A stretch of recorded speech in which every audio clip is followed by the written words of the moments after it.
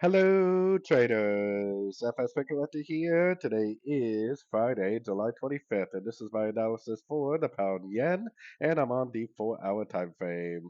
So the pound yen has been very, very sideways, very corrective looking. From this point over, it's all very overlapping patterns.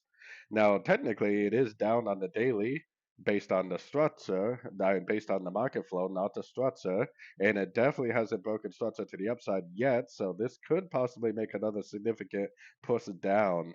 But we have to always keep in mind the weekly and the monthly, and the weekly and the monthly are definitely up, which means it could break structure and it could keep on going up. So, we got to try to take it one step at a time. But the thing that really sticks out to me is that it's very, very corrective looking, meaning that it definitely, definitely could go back up pretty easily.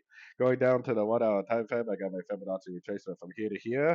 I'm watching my fib levels. If we get a break of structure to the downside at a Fibonacci level, I would definitely take it as a short.